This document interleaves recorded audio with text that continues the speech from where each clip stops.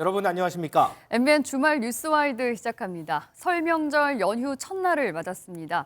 이번 명절 밥상 민심은 어떤 이슈가 화제일까요? 네 분과 함께 오늘도 한 주간 있었던 정치권 이슈 자세히 짚어보도록 하겠습니다. 김용남 전 국회의원, 차재원 부산가톨릭대 특임교수, 한민수 더불어민주당 대변인, 최수영 전 대통령직 인수위 전문위원과 함께합니다. 어서 오세요. 어서 오세요. 네, 안녕하세요. 네. 자, 윤석열 대통령 내외가 6박 8일간의 순방을 마치고 오늘 귀국했습니다. 관련 영상부터 보고 이 얘기부터 시작하도록 하겠습니다.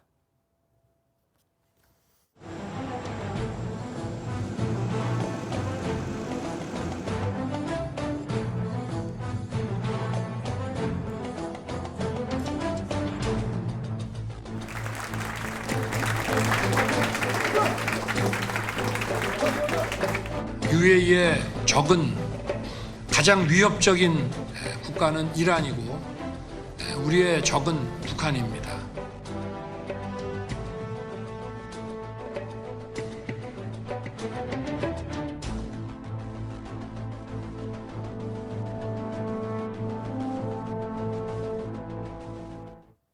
자, 윤석열 대통령 이번 순방에서 1호 영업사원을 자처하면서 적극적인 세일즈 외교 행보에 나섰습니다. 동행했던 기업인들도 정말 놀랄 정도였다고 하는데요. 김용남 의원님. 네. 자, 먼저요. 이번 순방을 통해서 이 300억 달러가 넘는 투자 유치한 부분 이분이 가장 좀 눈이 띄는 것 같습니다. 그렇죠. 300억 달러 지금 뭐 원달러 환율이 좀 떨어져서 37조 원 된다고 합니다만 뭐 환율에 따라서는 40조 원 내외 되는 큰 금액이죠. 근데 네. 저게 이제 MOU를 체결한 것이거든요. 그렇죠. 네. 대부분. 근데 대규모 투자권은 진행이 그렇게 됩니다. 통상 양해각서라고 하는 MOU를 체결하고 그거보다 좀 단계가 더 진행되면 투자 의향서라는 걸 맺게 돼요. 네. 그다음에 투자 확약서까지 가고 그다음에 이제 본 계약으로 넘어가는 수순으로 보통은 진행이 됩니다. 뭐 물론 중간에 한두 단계는 건너뛰고 진행되는 경우도 있습니다만 그래서 이번에 체결된 MOU 금액이 약 300억 달러고 이게 본 계약까지 쭉 순조롭게 진행될 수 있도록 후속 조치를 잘 해야겠죠. 그러니까 네. 보통 뭐 정치하는 사람들이 많이 그렇게 합니다만 MOU 체결 이꼴 투자가 확정된 것은 아니거든요. 그렇죠. 그러니까 시작을 잘 했다. 그리고 그걸 앞으로 잘 발전시켜야 된다. 이런 취지입니다. 알겠습니다. 자, 한민수 대변인. 그리고 이제 또 한 가지가 조금 전에 저희가 영상도 봤지만 이란과 관련된 이런 부분이에요. 그렇죠. 예, 어떻게 좀 보셨어요? 좀 안타까운 게 대통령이 순방 나가실 때마다 좀 예기치 않았던 본인으로부터 촉발되는 그런 실언이랄까요? 말 그것 때문에 뉴욕 때도 바이든 날리면 그런 사태라고 해야 됩니까? 그런 일이 벌어졌는데 이번도 이제 저기 UAE 적은 이란이라는 말이 지금도 해결이 안 됐어요. 계속 커지고 있고 이란에 있는 우리 대사가 불려가고 또 우리나라에 있는 이란 대사를 또 우리가 부르고 해서 그런 상황인데 저는 참 이게 정말 안타깝습니다. 좀 전에 말씀한 대로 대통령께서 300억 달러 유치를 비록 MOU라지만 그런 약속을 받은 건 뭐 성과라고 볼 수도 있다고 봅니다. 앞으로의 후속 조치가 중요하지만 근데 저런 것들이 모두 이 말 때문에 빛이 발해버렸습니다. 다보스 포럼에서도 무슨 얘기했는지 기억이 안 날 정도로 지금 이런 외교적 갈등, 우리와 이란과의 지금 많은 문제가 걸려 있거든요. 호르무즈 해협에 가는 우리 상선들이 지금 조심해야 된다. 그걸 우리 해운협회에서 공문까지 지금 보내는 상황이기 때문에 저는 1차적으로 대통령이 앞으로도 순방이 많이 나가실 텐데 외교를 할 때는 조금 더 본인 말씀의 어떤 무게 이런 걸 좀 느끼셨으면 좋겠습니다. 그래서 설마 참모들이 UAE에 적은 이란이라고 써줬겠습니까? 그런 참모는 없을 거라고 봅니다. 만약에 외교부 관료가 그렇다면 그건 바로 경질해야 되죠. 그러진 않았을 거고요. 그렇다면 대통령께서 사전 가시기 전에 이런 충분한 숙지를 할 텐데 그런 말 실수나 사고나 정말 인식에 이렇게 오류가 생기지 않도록 좀 준비를 철저히 했으면 좋겠고 하나 더 지적한다면 두 번째는 이런 사태가 벌어졌을 때 초기 대응이 중요합니다. 네. 근데 정말 집권 여당에서 나온 얘기들은 대응조차 잘못한 것 같아요. 정진석 비대위원장은 국회 외통위 가가지고 UAE 국민들이 이란을 위협적으로 느낀다든지 이런 불필요한 얘기를 했고 김병민 비대위원은 대통령은 그렇게 얘기하지 않았다. 다시 한번 전 국민 마치 바이든 날리면 때처럼 듣기 평가를 권유하는 듯한 얘기를 하고 이런 것들이 저는 이번 사태를 키웠다고 봅니다. 그래서 앞으로 이게 재발되지 않도록 대통령실이나 우리 정부 물론이고 여당도 좀 각성을 했으면 좋겠습니다. 네. 아마 이번 순방에서 가장 아쉬운 대목으로 꼽히는 부분이 바로 이 지점이 아닌가 싶기는 한데 대통령은 일단 우리 장병들을 격려하는 자리에서 이제 나온 발언이었다, 오해였다라고 대통령실에서는 해명을 하긴 했습니다만 이거를 정말 오해라고 받아들일 수 있는 여지가 있는 건지 이란 측에서 좀 과하게 해석한 면이 있는지 어떻게 보십니까? 저는 뭐 상당 부분 좀 이걸 이란 쪽에서 좀 국제 정치의 어떤 레버리지, 그 지렛대 역할로 좀 사용하는 측면이 있다고 저는 생각이 됩니다. 왜냐하면 네. 아크 부대의 아크란 말이 그 형제란 뜻이거든요. 그러니까 우리가 지금 뭐 여러 가지 얘기해서 이제 우리가 바라카 원전을 지어주면서 이제 여러 가지 안보 동맹에 대한 이야기들도 있었고 그래서 그런 차원에서 우리 이제 특수부대가 거기 가서 이제 있는 거 상주하는 건데 네. 저는 이제 이 부분을 이제 우리가 막 대통령께서 얘기를 아크 부대 진영이니까 군 내에서 이게 군인을 상대로 얘기하다 보면 좀 강력한 메시지가 나갈 수밖에 없었죠. 근데 과연 이제 우리와 UAE 얘기 말씀만 하셨으면 될 텐데 굳이 3자를 끌어들이는 화법이 적절했느냐. 저는 그게 약간 외교적 부담일 수는 있어요. 그렇지만 이걸 가지고 외교 참사라고 규정을 하고 또 더군다나 이제 이란에서는 이것을 공격하는 이유가 저는 하나라고 봅니다. 그러니까 네. 국내에서 이제 만일 야당이 참사라고 하니까 봐라, 당신들 나라에서도 이렇게 문제가 되고 있지 않느냐 하면서 사실 이란이 미국의 제재 때문에 우리나라의 지금 원유 자금 70억 불이 동결돼 있거든요. 이걸 받아가기 위해서 지금 저는 굉장히 이것을 활용하고 있는 측면이 있다. 그래서 왜냐하면 하나의 또 사례가 NPT 얘기를 합니다. 이란은 핵 문제 때문에 북한과 함께 국제사회에서 불리한 국가로 지목됐던 적도 있었어요. 그런데 네. 저 이란이 우리에게 너희들 대통령이 국가에서 그 국방부 업무 보고 받으면서 핵 가진다 얘기하는 거 그거 NPT 협정 위반 아니야? 아니 누가 누구에게 지적을 합니까? 이건 적반하장이거든요. 그러니까 전혀 사안의 본질과 상관없는 이야기를 꺼낸 이유는 우리가 뭔가 이 과정에서 얻어내겠다는 외교 전략적 측면이 있다는 거죠. 네. 그러니까 우리는 여기에 휘말리거나 사실 우리가 이 문제를 해결하기 위해서는 미국과의 또 하나의 관계도 있기 때문에 저는 이 부분을 잘 설명하면 되는 거죠. 그때 상황, 말씀하신 어떤 상황, 그다음에 그때 어떤 그 우리 분위기 이런 것들을 잘 설명하면서 왜곡의 여지가 있고 약간 그 오해 소지가 있으니 저는 뭐 대사급이라든가 아니면 외교장관급 채널에서 풀면 될 일이고 네. 이것을 가지고 마치 뭐 외교 참사를 규정하면서 이란이 우리에게 과도한 공세를 취하는 거에 우리 국내에서마저도 이렇게 좀 같이 발맞춰 주는 거는 저는 이건 전략적 측면에서도 매우 위험하다고 보고 이 문제는 외교 라인과 물밑에서 잘 설명하면 될 일이고 그다음에 이건 여러 가지 중동의 국제 정세적 측면뿐 아니라 미국과의 관계도 관련돼 있기 때문에 조금 세밀히 풀 필요가 있다 말씀드리겠습니다. 그러니까 대통령실에서 말한 것처럼 충분히 오해를 풀 수 있는 상황이다. 그렇죠. 네, 물밑 외교란 것은 뒷문을 닫아 걸지 않는 한 앞문을 닫아 걸지 않는 게 또 예의이기 때문에 네. 저는 그런 측면을 잘 활용하면 될 거라고 생각합니다. 네, 알겠습니다. 자, 오늘 설 연휴 첫날을 앞두었는데요. 윤석열 대통령 부부가 국민들에게 설 연휴를 맞아서 설 인사를 했습니다. 관련해서 영상 보고 이야기 나눠보겠습니다. 사랑하는 국민 여러분, 새해 복 많이 받으십시오. 이번 아랍에미레이트와 다보스 순방은 우리 국민과 기업인들이 세계 무대에서 역량을 펼칠 수 있도록 모든 일정을 경제에 초점을 맞췄습니다. 나라 안팎으로 녹록지 않지만 정부와 민간이 하나 되어 새로운 도약을 향해 나아갈 수 있도록 모든 역량을 모으겠습니다. 우리 사회의 곳곳을 밝혀주시는 모든 분께 존경과 감사의 인사를 드리며 소외된 이웃들을 더 따뜻하게 보듬어 나갈 수 있는 명절이 되기를 바랍니다. 네. 윤석열 대통령 부부가 오늘 오전에 귀국을 했기 때문에 해당 영상은 이제 미리 사전에 녹화가 된 것으로 보입니다. 차정 교수님, 네. 지금 뭐 교수님뿐만 아니라 여기 계신 모든 분들 설 명절에 어디 가지도 못하시고 여기 계신데 이번 설 명절의 밥상 민심 가장 화두가 될 이슈는 뭐라고 보십니까?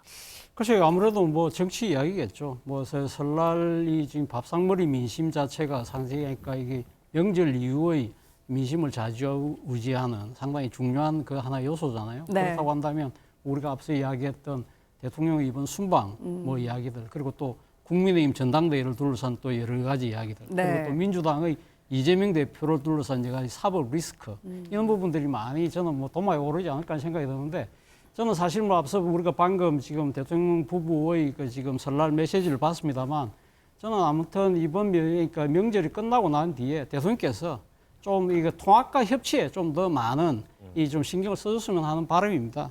이 지금 대한민국 대통령이지 어느 특정 우리 편만의 대통령이 아니잖아요. 그런 네. 측면에서 본다고 한다면 이 사실 지금 우리의 지금 아까 제가 이야기했던 대로 설날 밥상머리 민심에서 가장 이 정치 이야기가 많이 올라오는 이유 중에 하나는 지금 상당히 지금 우리가 극단적인 진영 대결이 지금 첨예화되고 있는 상황이잖아요. 네. 그런 부분들에 대해서 각각의 지지층들이 자기 입장을 이야기하는 측면도 있지만 그런 안타까움을 이야기하는 국민들도 저는 많을 거라고 봐요. 그렇다고 한다면 대통령께서 좀 이런 이 극단화된 이 진영 정치 대결을 좀 더 완화시킬 수 있는 쪽으로 뭔가 좀 이런 이 정치적인 역량을 풀어나갔으면 좋겠는데 예를 들면 대통령께서 지난번 신년회견에서 이야기했던 중대 선거구제 문제도 네. 결국 지금 소선거구제가 갖고 있는 이런 진영 간의 대립과 갈등을 완화하기 위한 하나의 방안이라고 한다면 그런 부분들에 대해서 좀 더 이 상신의 역량을 좀 발휘할 필요가 있다. 그리고 협치라는 부분도 마찬가지예요. 네. 사실 이번 올해가 선거가 없는 해잖아요. 그렇죠. 그렇다고 한다면 대통령께서 말씀하시는 3대 개혁 과제에 대해서 할 수 있는 진짜 골든 타임이죠. 그렇다고 한다면 이 3대 개혁 과제가 그럼 국회에서 입법화되기 위해서는 결국은 지금 이 국회의 가반옷을 갖고 있는 야당과의 협치가 필요한 부분이거든요. 그렇다고 한다면 저는 지금 이재명 대표가 계속적으로 대통령과의 만남을 이야기하고 있잖아요. 굳이 그걸 피할 필요가 있을까? 물론 자연인 이재명 대표가 갖고 있는 여러 가지 사후 리스크는 상당히 부담스러운 측면이 있지만 네. 그러나 국정의 파트너인 공당의 대표로서 이 분리해서 만나면 저는 상당히 좀 더 한국이 올해 한 해 좀 한 걸음 나아갈 수 있는 네. 단계로 진입하지 않을까 하는 그런 기대를 갖고 있습니다. 우리 김용남 의원 생각하시기에는 이 밥상 민심에 가장 먼저 올라갈 거 뭐라고 보세요?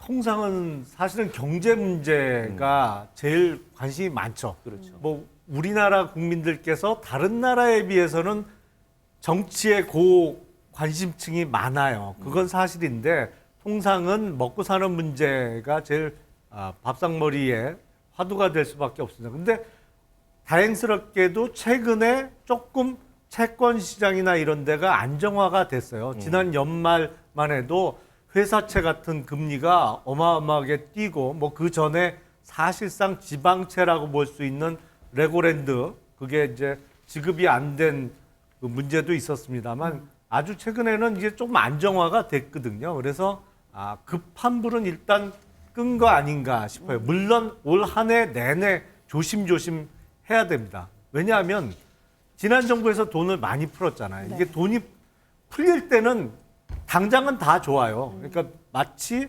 스테로이드제를 맞으면 당장 힘이 나고 뭐 좋아지는 것처럼 느껴지잖아요. 근데 그걸 계속 스테로이드를 맞다 보면 몸이 완전히 망가지는 것처럼 돈이 처음 풀릴 땐 괜찮지만 많이 지속적으로 풀리다 보면 인플레이션이나 이런 부작용이 세게 올 수밖에 없거든요. 그래서 네. 이제 그걸 돈을 회수하는 과정에서는 누구나 다 힘들고 네. 또 경제적으로 조금 약한 입장에 처한 업체나 뭐 국민 개개인은 파산하거나 부도가 나는 경우도 많기 때문에 올 1년 내내 조심조심 해야 될 겁니다. 하지만 약간 최근에는 안정화 단계에 접어들었기 때문에 방금 말씀하신 대로 이제 조금 먹고 사는 문제가 큰 걱정이 아니면 정치가 또 역시 화제가 될 수밖에 없겠죠. 여러 이슈들이 있는데 그 중에서도 하나 꼽자면 어떤 걸 지금 제일 꼽으시겠어요? 관심이 꽂히는 거는 사실은 3월 8일 예정된 국민의힘 전당대회에 과연 네. 누가 나오느냐, 누가 안 나오느냐, 나오느냐, 네. 뭐 이런 게 제일 관심이 있겠죠. 알겠습니다.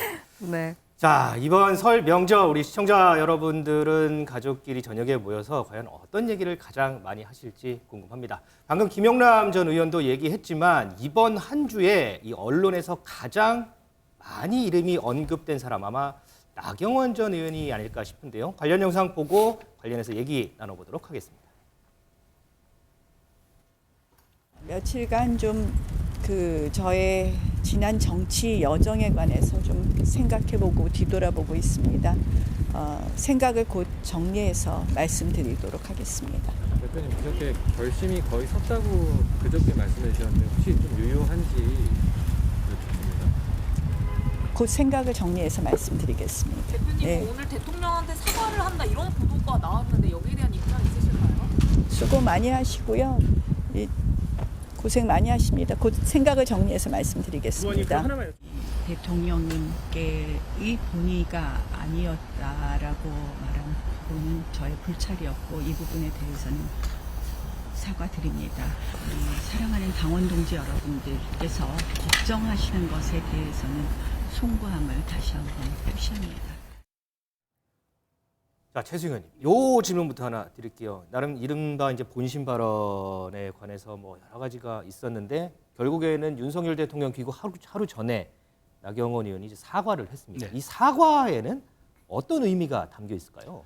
일단 사실은 그 대통령 비서실장이 지난주에 그 발표했던 대통령 윤심과 크게 다르지 않았다라는 이야기가 사실 나경원 의원에게는 대통령 순방 귀국 전에 입장을 정리하라는 메시지로 받아들여졌을 겁니다. 그런데 시간을 조금 더 벌겠다는 뜻을 저는 사과의 뜻으로 사과의 말로서 대신했다고 생각합니다. 그러니까 지금 입장 표명하지 않고 일단 대통령께 사과를 드린다는 것은 순방이나 여러 가지 지금 국가 외교적 행사가 있었음에도 불구하고 내 이슈가 이것을 조금 더 말하자면은 이 좀 그 효과를 좀 더 극대화시키지 못하게 했던 점에 대해서 죄송하다. 그 누가 됐던 점 저는 그렇게 판단합니다. 그러니까 누라는 단어에 담긴 이야기는 그러니까 이 여기에 대해서는 여러 가지 해석의 측면이 있지만 나는 아직까지 대통령께 부담을 드린 건 죄송하지만 내가 갈 길에 대해서는 아직 고민의 여지가 좀 남았습니다. 네. 혹시나 저에게 할 말씀이 계시면 말씀의 시간을 기회를 달라. 저는 그 뜻으로 받아들였습니다. 그렇기 때문에 저는 나경원 의원이 이렇게 된 이상 저는 뭐 출마 선언을 조금 더 며칠 더 고민할 걸로 봅니다.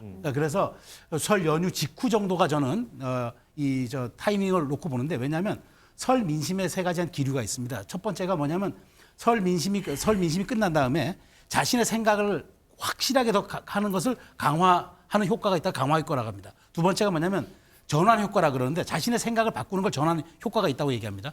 근데 생각이 없던 사람들이 새로운 생각을 갖게 하게 되는 것을 창출 효과라고 하는데 이 세 가지가 설 민심에서 작동되거든요. 이 세 가지 기제 중에서 나경원 의원이 좀 더 기대하는 바가 있을 겁니다. 그것을 조금 더 보고 판단하겠다고 생각해서 일단 대통령께는 사과의 모습을 보이는 것처럼 누가 됐다고 바짝 몸을 낮추고 또 한쪽으로는 여론의 어떤 추이, 여론의 지형을 본 다음에 최종적인 결정을 하겠다. 그래서 저는 대통령 순방 귀국 전에 바로 누가 됐다는 사과의 말씀을 드리고 바로 몸을 좀 낮췄다고 보고 있고요. 이 세 가지 효과에 대해서 나경원 의원이 볼 겁니다. 본 다음에 아마 제가 추론컨대 설 연휴 직후 정도가 됐을 때는 어떤 형태로든 본인의 입장을 발표할 것으로 저는 전망합니다. 나경원 전 의원이 이제 사과문을 발표하면서 우리는 통상적으로 이제 편의상 전 의원이라고 이제 얘기를 합니다만 의원도 아니고 부위원장도 아니고 전 원내대표라고 적었거든요. 이거는 어떤 의도가 있어서일까요? 아니면은 그냥 이제 무심코 적은 거였을까요?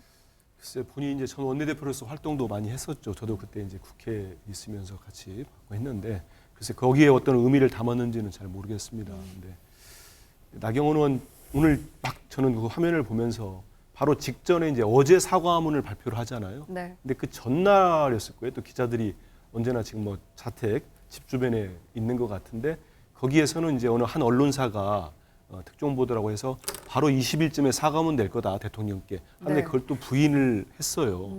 저런 모습이 지금 저는 나경원 전 원내대표라고 불러드려야 되겠죠. 본인도 그렇게 호칭을 했다고 하니까. 나경원 전 원내대표가 한 번도 겪어보지 못한 사선의 나름대로 중진 의원입니다. 그리고 제1야당의 원내대표도 지냈고 물론 정치력을 갖췄다고 하는데 자기도 겪어보지 못했던 일종의 전방위적인 폭압적인 억압을 받고 있어요.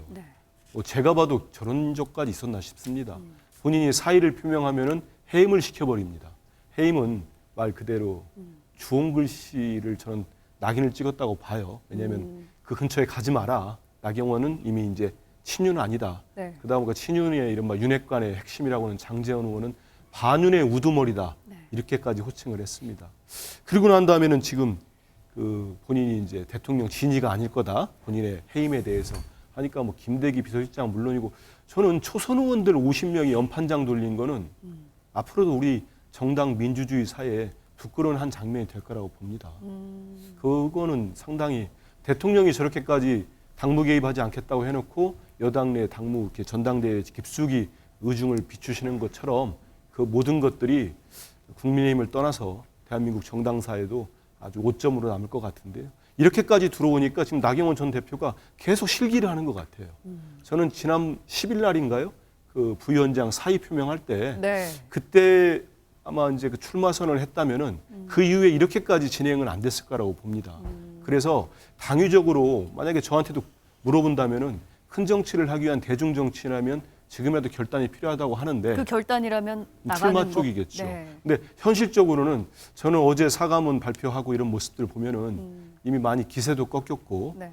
실기 기회도 여러 번 놓쳤기 때문에 현실적인 거로는 출마가 상당히 어려워지는 힘들어지는 상황을 처하지 않았나.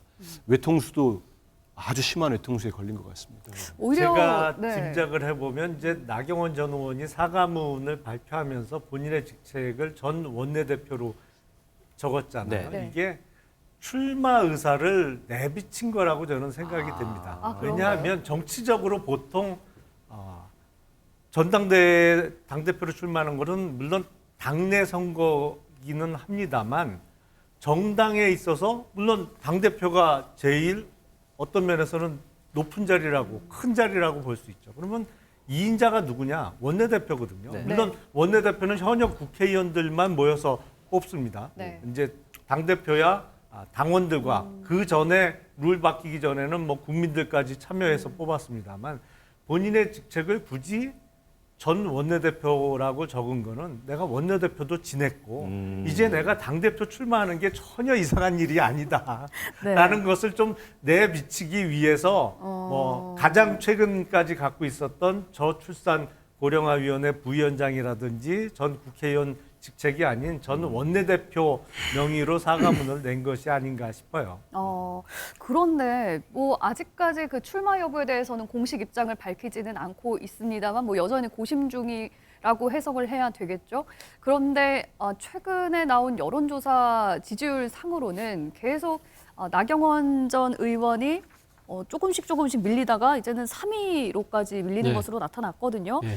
이 부분은 나 전 의원이 좀 고심할 수밖에 없는 지점이 아닐까 싶은데 어떻게 보십니까? 그렇죠. 뭐 당연히 그 지점에 고심을 하겠죠. 앞서 우리 한민수 대변인 말씀하셨지만 제가 봤을 때는 이번 이 차기 전당대회에 도전할 수 있는 아마 저는 찬스를 놓친 것이 아닐까라는 생각이 들어요. 사실은 정치는 타이밍이라고 그러잖아요. 이제는 뒤집을 수 없는 건가요? 좀 저는 사실은 좀 버스가 좀 떠난 것이 아닐까라는 생각이 든다는 것이죠. 그러니까 아까 제가 말씀드린 대로 정치는 타이밍인데 네. 사실은 지난번 저출산 고령화위원장 때 본인이 구두로 사의를 표했잖아요. 네. 그러면서 다시 또 뭐 그것 때문에 설랑설레가 있을 때 그때 바로 정식 사표를 내면서 도전장을 냈어야 되는 것이 아닐까라는 생각이 든다는 것이죠. 그 한민수 과정에서 대변인과 똑같은 생각이시네요. 그러니까 그 과정에서 말이 꼬이기 시작하고 그러면서 본인이 정치 입지가 줄어들고 정치 입지가 줄어든 것보다 더 심각한 문제는 정치적 명분이 퇴색했다는 거예요. 그러니까 쉽게 말하면 내가 왜 그럼 차기 전당대회에 나가서 여당의 대표가 돼야 되느냐 부분에 대해서 그럼 윤석열 대통령과의 그 호흡을 맞춰서 뭔가를 하겠다는 그러한 포부를 밝히고 나가야 되는데 윤 대통령 측에서 사실 상당히 이 지금 정치적인 여러 가지 일종의 뭐랄까요 탄압처럼 보이는 그런 모습들에 대해서 본인이 바로 꼬리를 내리면서 사과를 해버렸잖아요. 오히려 어제 사과문 발표한 게 전당대회 나갈 수 있는 명분을 쌓을 수 있는 기회가 될 수 있다 이런 해석도 있던데요. 저는 그거보다는 사실은 그걸 통해서 그러면 그러니까 도대체 그러면 뭐 때문에 그러면 지금 이 당대표에 도전을 할까? 나름대로 그러니까 용산의 대통령실과는 좀 정치적 자율성이 많은 정치적 공간을 만들어서 좀 할 말하는 여당의 대표 뭐 이런 부분들을 부각시켜야 되는데 사실 나경원 전 의원의 입장에서는 그런 측면이 분명히 있는데 그거보다 무조건 지금 대통령실의 그런 강한 이 지금 압박에 지금 꼬리를 내리는 것처럼 뷰고 있는 상황에서 네. 만약에 도전장을 내밀었을 때 당내의 그럼 지금 약간 반대의 목소리를 결집할 수 있는 하나의 포스트를 차지할 수 있을까라는 생각이 든다는 것이죠. 물론 아까 지금 왜 전 원내대표라는 말을 썼을까? 네. 제 나름대로 해석은 본인이 보수의 전사라는 걸 내세우고 싶었을 거예요. 전 원내대표 시절에 뭘 했죠? 그때가 2019년도, 그때 2020년도 곧 넘어가는 사이인데 그때 그것이 있었잖아요. 2020년도군요. 그때 조국 사태 때 광화문 집회할 때 전 원내대표로서 본인이 대중집회에서 마이크를 네네. 잡고 보수의 여전사로서 보수의 투사로서의 모습을 각인시켰기 그랬었는데, 때문에 네. 그런 의지는 분명히 보이긴 합니다만 현실적으로 지금 도전장을 내밀기에는 저는 사실은 좀 시간이 지금 지난 것이 아닐까라는 생각이 든다는 버스는 거죠. 떠났다. 예. 자, 그런데 최승현 지금 뭐 보수의 투사라는 표현도 나왔지만 조금 전에 저희가 이제 여론조사를 봤지만 차기 당권 주자 가운데서도 3위로 내려왔고 국민의힘 지지층을 대상으로 한 조사를 봤더니 절반 이상이 나경원 전 의원이 이번 전당대회 출마하면 안 된다라는 의견을 또 표했거든요. 그건 어떻게 좀 해석을 할까요? 그러니까 이렇게 볼 수가 있겠죠. 원래 어떤 정치인이 결단을 하거나 선택을 하기 위해서는 세 가지 전제 조건이 있어야 합니다. 그게 뭐냐면 일단 명분이 있어야 되고 동력이 있어야 하고 여론이 있어야 되는데 지금 이미 명분은 사라졌다는 것이고 두 번째가 이 여론조사에 보여주는 게 명분도 사라졌지만 동력도 약해졌다는 걸 보여줬고 그다음에 50% 이상이 출마하면 안 된다는 얘기는 여론조차 등을 돌리고 있다는 얘기거든요. 네. 자, 그러면 이제 나경원 의원의 선택지는 매우 좁아지는 거죠. 이제 그렇다고 나경원 의원이 저렇게 만일 소멸된다, 그러니까 나경원 의원이 불출마를 한다고 해서 저는 소멸될 거다. 저는 그렇게 보지는 않습니다. 왜냐하면 나경원 의원이 이것까지 올 때까지 여러 가지의 정치적 측면을 놓고 보면 실기한 측면도 있고 말하자면 아까 말씀드린 명분, 동력, 여론을 적시적소의 타이밍에서 살리지 못한 측면은 있으나 그렇지만 지금 나경원 의원이 태풍의 눈으로서 이만큼 끌고 왔던 이 에너지가 한꺼번에 저는 소진되지 않을 거라고 봐요. 다만 당원 구조를 저는 봐야 된다고 보는 게 당원 구조를 놓고 어떤 한 일가지 제가 보도를 놓고 보니까 네. 당원 구조가 지금 80만 당원에서 20대와 40대가 32%입니다. 전체 3분의 1이 넘습니다. 그리고 이번에는 당원 투표가 100%인데. 100%잖아요. 그런데 더군다나 여기서 주목할 지점이 수도권이 38%입니다. 대구, 경북 20, 부산이 19인가 이렇게 되더라. 부울경이 19예요. 그러니까 수도권과 부산, 울산, 경남과 대구, 경북을 합해야 비등비등해지거든요. 네. 그러니까 이런 것들이 지금 여론에는 잡히지는 않지만 네. 나경원 의원이 제가 아까 말씀드린 대로 설 연휴 직후까지 고심하는 이유가 혹시 이런 것들에 대한 추이를 놓고 보고 그 어떤 당원의 모집단이죠. 투표할 수 있는 모집단에 대한 여러 가지 지금 정치 지형적 의미가 좀 다르기 때문에 네. 이 부분을 한번 다 들여다보고 본 다음에 결심하겠다. 그래서 지금 나타나는 수치는 나경원 의원이 분명한 하락세입니다. 하락세인데 나경원 의원이 그렇다고 불출마 선언하거나 접는다고 해서 이 것들이 과연 다 그대로 소멸되거나 특정 후보에 이동되거나 이러진 않을 거예요. 그러니까 이 변수들이 어떻게 가는지를 나경원 의원이 아마 전략적으로 잘 고민할 겁니다. 그 이후에 선택지가 오기 때문에 지금 발표가 보여주는 거는 친윤이라는 타이틀을 가진 김기현 의원의 상승세임은 분명히 보이지만 네. 그렇다고 나머지 부분들이 1차 투표에서 결과가 날 것이다 라고 판단하기엔 좀 이른 감이 있어서 결선 투표도 갈 수 있다. 그렇죠. 이 부분이 저는 굉장히 주목할 지점이라고 봅니다. 자, 이런 상황에서 이준석 전 대표가 나경원 전 의원을 두둔하고 있어요. 이준석 전 대표의 지원 사격, 나경원 전 의원에게는 얼마나 도움이 될까요? 도움이 되는 측면도 있고 부담스러운 측면도 물론 있을 겁니다. 왜냐하면 어제 나경원 전 의원이 사과문을 냈거든요. 네. 그거는 본인 입으로도 얘기했지만 본인은 끝까지 반유는 안 하겠다는 것이거든요. 네. 그리고 기본적으로 나경원 전 의원에 대한 지지층이 윤석열 대통령에 대한 강한 지지를 표방하고 있는 사람들이 많았어요. 근데 그게 소위 반윤, 친윤 논쟁이 벌어지면서 많이 빠지고 있는 형국이긴 합니다만 네. 나경원 전 의원이 만약에 이번 전당대회에 출마하더라도 끝까지 본인은 반윤을 표방하지는 않을 겁니다. 근데 그런 면에서는 이준석 전 대표의 어떤 지원 사격이 나경원 전 의원에게 부담이 되는 측면이 있습니다만 또 다른 측면으로 보면 지금 전당대회 그 지형이 완전히 달라졌어요. 저도 네. 깜짝 놀랐습니다. 왜냐하면 그 전에 보면 당원 구성이 대구, 경북이 압도적으로 많았거든요. 네. 그리고 수도권은 PK보다도 사실은 적었었습니다. 인구는 많지만 당원 숫자는. 근데 지금 이게 최근에 한 1년여 사이에 완전히 바뀌었어요. 그러니까 TK, PK의 당원 수를 합쳐야 수도권하고 비슷해지는 구도로 바뀌었고 당원 숫자가 거의 3배 가까이 늘었습니다. 네.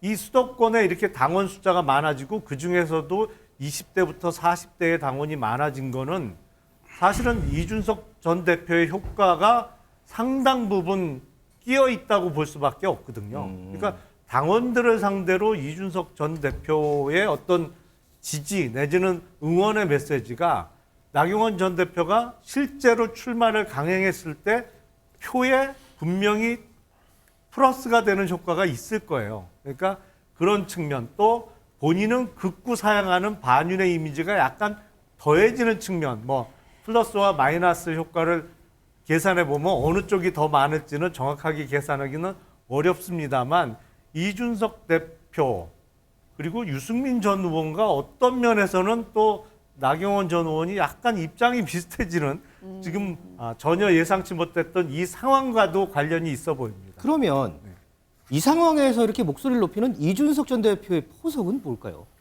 얼마나 좋은 기회예요. 그래요. 왜냐하면 본인이 당대표를 하다가 징계를 받아서 쫓겨나고 지금 당원권이 정지되어 있는 상황입니다만 이준석 전 대표가 하고 싶은 얘기는 그거죠.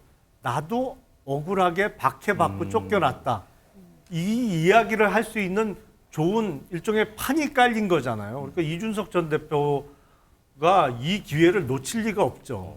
앞으로 언론에 계속 등장할 것 같습니다. 네, 이 나경원 전 의원의 출마 여부에 따라서 지금 향후 또 갈릴 부분이 바로 또 김기현 의원, 안철수 의원 아니겠습니까? 지금 상황에서는 과반 득표를 해야 결선 투표를 가지 않기 때문에 이제 나 전 의원의 출마 여부에 따라서 이제 본인들의 표 계산이 또 달라질 것 같은데 이 부분은 어떻게 전망하세요? 글쎄요, 그러니까 나경원 전 의원이 출마를 하느냐 안 하느냐에 따라서 상당히 국민의힘 전당대회 판세에 상당한 변화가 있을 수밖에 없는 것이죠. 그러니까 지금 나경원 전 의원이 사실 1위를 달리고 있다가 2위에서 이제 3위까지 내려갔다고는 합니다만 실제 만약에 출마를 강행할 경우에는 저는 좀 더 지지율이 다시 또 반등할 가능성도 저는 뭐 여전히 있다는 생각은 듭니다만 그렇기 때문에 사실 지금 나경원 전 의원이 출마하느냐 안 하느냐 자체가 상당히 판세에 큰 영향을 미칠 수밖에 없는 것이죠. 그런데 어쨌든 그러니까 지금 결선 투표라는 제도 자체가 사실 도입됨으로써 나경원 전 의원 입장에서는 출마를 하더라도 한 2위까지만 일단 확보하면 결선 투표제에서 한번 뒤집을 수 있다는 희망은 가질 수 있을 거라는 생각이 들어요. 그런데 문제는 과연 2위를 할 수 있느냐가 이제는 관건이 되는 그런 상황인 것 같아요. 지금 사실 그 나경원 전 의원이 지금 대통령실과의 여러 가지 정치적 긴장관계 갈등을 거치면서 사실 이 보수 지지층에서 나경원 전 의원에 대한 일종의 정치적 재평가가 이루어지고 있는 것 같아요. 바로 그런 측면 때문에 나경원 전 의원이 상당히 망설일 수밖에 없는 상황이고요. 만약에 나경원 전 의원이 진짜 출마를 하지 않을 경우에는 그 정치적 반사적 이익을 안철수 의원이 좀 갖고 갈 가능성도 저는 있겠다는 생각도 들어요. 지금 아무래도 김기현 의원이 지금 선두를 달리고 있습니다만 김기현 의원은 뭐 소위 말해서 친윤표는 확실하게 갖고 갈 수 있지만 당내의 비주류표에 대해서는 비주류들의 입장에서는 상당히 좀 더 견제 심리가 강해질 수밖에 없고 그렇다고 한다면 상대적으로 그 부분에 자유로울 수 있는 안철수 의원이 정치적 반사이익을 챙길 수도 있겠다는 생각도 듭니다. 김기현 의원 같은 경우에는 무조건 1차에서 과반 득표를 해야 될 수밖에 없는 상황인 것 같은데 설명을 들어보자면 만약에 나경원 전 의원이 출마를 안 하게 된다면 지금 차 교수님께서 말씀을 하신 것처럼 그 표가 안철수 의원에게 갈 수 있을 거라고 보십니까? 그렇죠. 그러니까 안철수 의원이 이런 지점에서는 굉장히 좀 아주 좋은 스탠스에 있는 게 본인이 얘기했잖아요. 내가 이 정부의 연대 보증인이다. 그다음에 인수위원장을 했다. 대통령의 성공이 곧 나의 성공이고 실패가 나의 실패고 내가 대통령이 실패하면 나의 대권도 없다. 이번 총선은 그 시금석을 가늠하는 선거다. 그렇게 얘기하니까 친윤 입장에서 놓고 보면 운명 공동체 같아 보이거든요. 그리고 약간 비주류. 지난번 주호영 원내대표 그 선거에서 나타났듯이 갑자기 그 다른 당에서 왔던 이용호 의원이 거의 뭐 40몇 %라는 표를 얻었잖아요. 그걸 어떻게 설명할 겁니까? 그러니까 당에 있는 어떤 여러 가지 그래도 당과 정부가 좀 건강한 긴장 관계가 있어야 한다고 생각하는 의원들은 정부의 성공도 바라야지만 그렇다고 당이 일방적으로 대통령실에 끌려가서 되겠느냐라고 생각하는 분들은 그렇다면 범친윤, 이거 안철수 의원을 믿을 수도 있고 우리 총선에서 승리할 수도 있는 후보라고 생각하면 그쪽으로 갈 수 있는 여지가 많이 열려지는 거죠. 그래서 저는 나경원 의원이 출마를 강행한다면은 3파전 구도로 진행되면서 결선 투표가 갈 가능성이 매우 높아지겠지만 설령 출마하지 않는다고 하더라도 지금 여러 가지 이때까지 끌고 왔던 동력들이 저는 그대로 소진되고 그대로 소멸될 것 같지는 않아 보이기 때문에 저는 이 구도는 예측할 수가 없다. 그래서 3자 구도라면 더 팽팽해지겠지만 설령 양자 구도로 가더라도 1차 투표에서 승부가 결론나는 상황은 그거는 오지 않을 가능성이 매우 높기 때문에 설 직후에 제가 보기에는 이 설 민심이 어떻게 반영되느냐. 두 번째 선거 구도, 나경원 의원의 출마 여부가 어떻게 결정되느냐. 세 번째가 당원들의 전략적 투표가 어떻게 진행될 것인가. 당원들의 선택들이. 왜냐하면 이 당원들이 지난번 탄핵도 경험했지만 지난번에 이게 단일화의 과정에서도 효능감들을 느꼈던 그런 당원들 매우 정치 고관여층들이기 때문에 네. 그 선택을 봐야 되고 마지막으로 결선 투표의 영향까지도 고려 대상이 될 것이다. 이 네 가지가 남은 변수가 되지 않을까 싶습니다. 네. 자, 이 나경원 전 의원 이번 설 연휴 알려진 구체적인 일정은 없습니다. 일각에서는 이번 설 연휴 기간 조용히 지내고 이 설 연휴가 끝난 뒤에 아마 출마를 선언하지 않을까라는 이런 예측이 나오는데 우리 저 패널분들 예상 짧게 한번 들어볼까요? 자, 나경원 전 의원 설 명절 지나고 출마 선언 한다 안 한다. 최 교수님. 저는 아마 앞서도 이야기했던 대로 좀 부정적인 부정적이다. 생각을 갖고 있습니다. 야, 우리 한민수 대변인. 간단하게요. 예. 쉽지 않을 것 같다는 쉽지 않을 생각. 것 같다. 자, 그럼 저는 여전히 출마 가능성이 50%는 된다고 생각합니다. 50% 우리 최수영 의원. 저는 출마 가능성이 거의 없다고 생각합니다. 아. 자, 일단 저희 이제 뉴스와이드 패널분들 한 3대1 정도로 이렇게 갈리는데 자, 나경원 전 의원 출마 선언을 할까요? 안 할까요? 이번 설 명절이 지나면 아마 알 수 있지 않을까 싶기도 합니다. 자, 이번에는 민주당 이재명 대표 관련해서도 좀 알아보겠습니다. 오는 28일이죠. 검찰 출석을 예고를 했는데 관련된 영상 보고 얘기 이어가도록 하겠습니다. 형식적 권력을 가지고 그 권력을 행사하고 있으니 아무 잘못도 없는 제가 또 오라고 하니 제가 가겠습니다. 우리 당내 국회의원 여러분들은 그 시간에 당무에 충실하시고 국정에 충실하시기 바랍니다. 제가 변호사 한 분 대동하고 가서 당당하게 맞서도록 하겠습니다.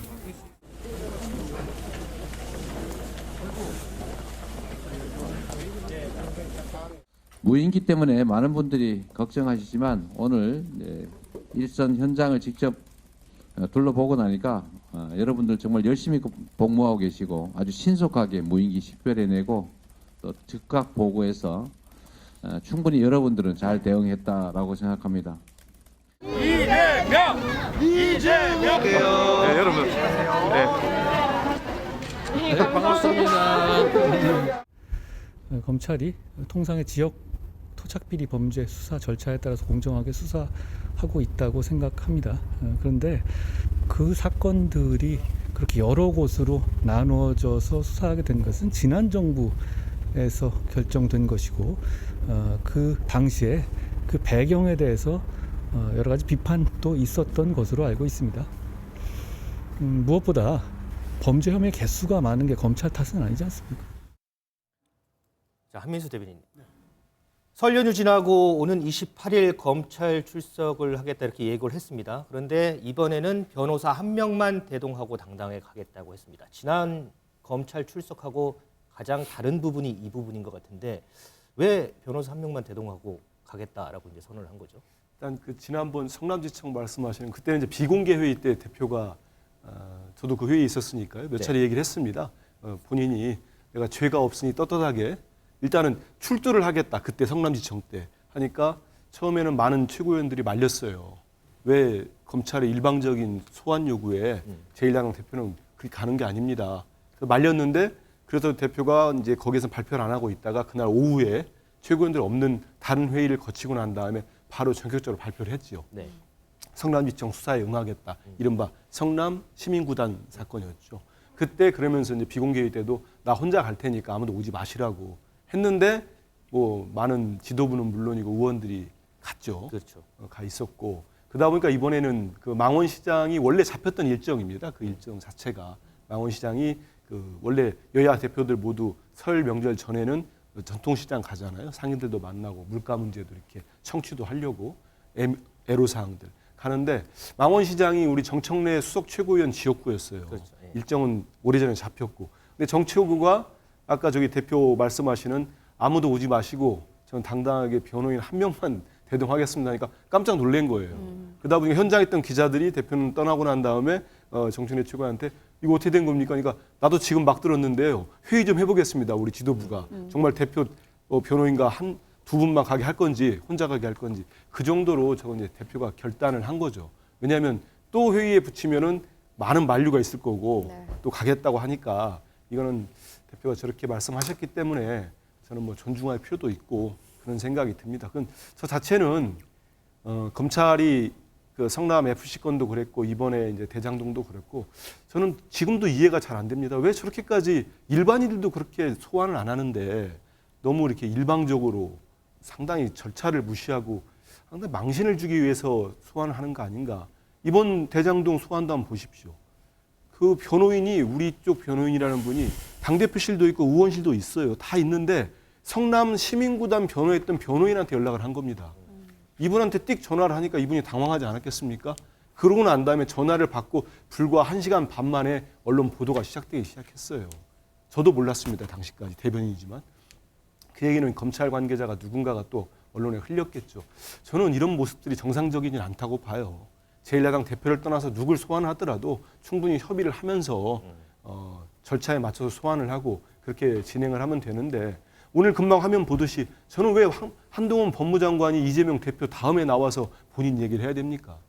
일국의 법무장관이란 분이 저렇게 가이드라인을 검찰에 계속 던져도 되겠습니까? 말 맞추기다, 혐의가 있다. 저는 저분이 저런 말을 당당하게 하려면은 자기가 지난해 7월에 얘기했던 걸 빨리 지켜야 돼요. 무슨 얘기를 했는지 제가 상기시켜드리면 국회 나와가지고 많은 국회의원이 물어보니까 김건희 여사 도이치모터스 사건 곧 결론 납니다. 곧 수사 결과 발표하겠습니다. 그리고 8개월이 다 돼갑니다. 7, 8개월 돼가고 있지 않습니까? 법과 원칙을 얘기하려면 그 수사 철저하게 한 다음에 압수수색 한 번이라도 한 다음에 저렇게 주장하면 제가 저 주장 들어보겠습니다. 한번. 지금 이제 한민수 대변인 이제 반발도 저희가 이제 봤는데 어쨌든 혐의가 많은 건 검찰 탓이 아니다. 한동훈 장관의 대응도 좀 만만치가 않은 것 같아요. 그건 뭐 맞는 말이죠. 왜냐하면 뭐 대장동, 백현동, 성남 FC 문제, 쌍방울 문제, 그거 뭐 검찰이 만들어낸 사건은 아니고 다 드러나고 이미 벌어졌던 일이니까. 다만 한동훈 장관 얘기 중에 이게 이렇게 여러 지방검찰청에 쪼개져서 수사가 이루어지게 된 것도 지난 정부의 결정인 것도 사실입니다. 왜냐하면 그때도 아니 이게 이 정도 규모의 사건이면 서울중앙지검에 몰아서 해야지 이걸 왜 성남에 보내고 수원에 보내고 이렇게 사건을 쪼개느냐라는 얘기가 있었거든요. 그리고 보통의 경우에는 피의자를 소환하면서 변호인을 통해서 출석일자를 조율하면 통상은 고마워합니다. 왜냐하면 피의자에게 바로 그 통보를 하지 않고 변호인을 통해서 해주면 변호인이 뭐 좀 본인의 시간도 맞출 수 있고 왜냐하면 대동을 해서 이제 입회를 해야 되니까 그래서 통상은 변호인한테 연락을 하면은 고마워하는데 민주당은 조금 다른 문화인 것 같습니다. 그리고 이재명 대표가 시장을 둘러보면서 한 얘기 중에 제일 조금 귀에 거스르는 얘기가 아무 잘못도 없다는 얘기는 조금 귀에 거슬려요. 왜냐하면 아마도 그런 취지 같아요. 본인이 직접적으로 돈 받은 거는 없다. 그건 드러나지 않았다는 취지로 아무 잘못도 없다라는 표현이 나온 것 같은데 지금 대장동 사건만 해도 누가 봐도 이재명 대표의 최측근이라고 하는 정진상, 김용, 유동규 지금 다 구속돼 있어요. 그게 뇌물이 됐던 업무상 배임의 공범이 됐던 그리고 쌍방울 사건과 관련해서도 이재명 대표가 2018년도에 지방선거에 경기도지사로 당선되면서 임기를 같이 시작했던 이화영 당시 부지사가 지금 3억 원 정도의 뇌물을 쌍방울로부터 받은 거로 구속되어 있잖아요. 그러면 정치인이 그것도 대선을 출마했던 그리고 제1야당의 지금 당대표를 하고 있는 큰 정치인이 자기 주변 사람들이 뇌물과 이런 거로 이렇게 여러 명 구속이 됐는데 잘못이 없다고 얘기하는 게 좀 어폐가 있는 거 아닌가요? 그래서 이런 표현은 조금 국민들께서도 조금 귀에 거슬리지 않을까라는 생각이 듭니다. 네.